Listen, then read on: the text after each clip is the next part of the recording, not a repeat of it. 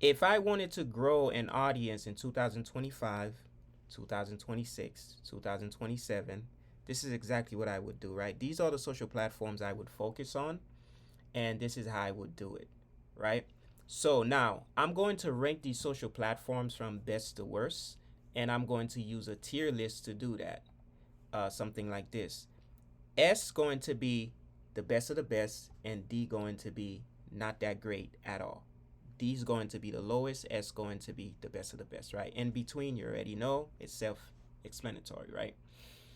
So let's rank everything first. After we rank everything, I'm going to tell you how I would grow that audience. I'll give you a few tips, right? So, how I'm going to rank these. I'm going to rank these based on how easy it is to get discovered on these platforms. That's number one. How easy it is let me go ahead and go here. How easy it is to get discovered on these platforms. How easy it is to build a business on these platforms. How easy it is to sell a service or product on these platforms. Get paid for your content, the lifetime of the contents that you put in on those platforms, and last but not least, advertisement. How easy it is to advertise on these platforms, right? So let's get straight to it. I'm not gonna take too long to rank these. I think I'm gonna create a couple other videos. You could watch this if you want. Watch my other videos if you want more in depth details, basically in depth detail. But right now, I'm gonna go through this fast, right? So my number one is always YouTube. TikTok would be my number one for being discovered, but because we still don't know, because I'm in the US, we still don't know what's going to happen with TikTok. So therefore, I would put TikTok number two and YouTube would go number one, right? So YouTube been here for a long time, all right? It's guaranteed that YouTube is not going anywhere. So therefore, YouTube would always be number one. TikTok would come right after YouTube. Then I would go ahead and put Instagram A tier. Right after Instagram, I would put YouTube Short A tier. Uh, that's if I was growing an audience, right? Then growing an audience, I have to communicate. So therefore, I would put Discord maybe B tier. Then Gmail would go B tier. Why Gmail? Because communication, you building an audience. Somebody might want to contact you. You probably have some kind of somebody want to sponsor you for something. You need communication in your business. If you're doing social media, you got to have multiple ways to communicate with your clients, with your fans, with your you get the point, right? Excuse me. WhatsApp, I always have WhatsApp when it comes up to business or whatever, because you probably have clients, fans that's outside the country, whatever country you in. So WhatsApp is the easiest way, or Messenger, right? And that's why we're gonna put Messenger right there, right? And I also use Telegram, so Telegram gonna go C tier. Snapchat going to go B tier. Thread D. Thread, because Thread is a new platform. It's not fully developed yet, so it's going to go B tier. Pinterest definitely A tier.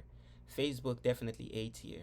LinkedIn, when it comes up to building an audience,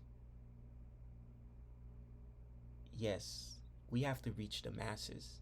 The masses is not on LinkedIn. I'm sorry, but it's gonna have to go B tier. Reddit is gonna have to go C tier, and X is gonna have to go B tier. This is how I would list everything, right? When it comes up to building an audience, having a having a high number of fans on YouTube, you can make a lot of money from that. But nowadays, what I see, the subscribers really don't mean that much, or the followers. Is staying in the algorithm and getting views and translating these views, or that's attention. Like, let's say you get 100,000 views every day. It's trying to make sure you translate that 100,000 views every day into cash as fast as possible. Because sometimes I see channel that have 1 million views, 1 million, let's say 100,000 subscribers on YouTube.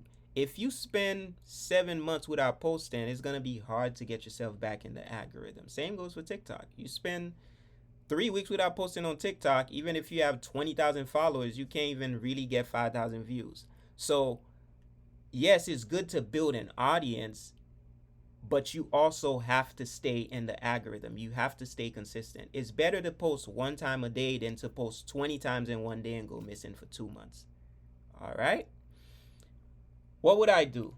If I wanted to grow an audience, what would I do? I would focus on 2 or 3 of these channels, and I would use I would have used a tool like a repurpose.io, or there's multiple different tools out here, and I would basically repurpose my content, right? I would definitely focus on YouTube and TikTok. Those would be my top 2. I would probably add Instagram on there. Maybe you could add Instagram on there or Facebook. Then everything else would be repurposing. All right? You take TikTok videos, go to Instagram videos, go to YouTube Shorts, go to Pinterest, go to Facebook, go to Thread, go to Snapchat, and the list goes on. I would focus on the big boys first, and that would have been YouTube and TikTok. After that, I would try to add some kind of communication layer in there. That would have been something like an email marketing thing, or maybe a newsletter, or maybe a chat bot on my Instagram page, or my messenger page, and the list goes on. That's how I would do it. I would not keep all my fans in one place. I would make sure, as I'm building my fans on YouTube, I'm taking a little bit of them to go to my community. Yes, I did mention that. Community is big too. Get some of them to go to my community, get some of them to go to my email list, get some of them to go to my communication system. You get the point. That's how I would do it. That's my advice to you guys. Thank you. See you in the next video.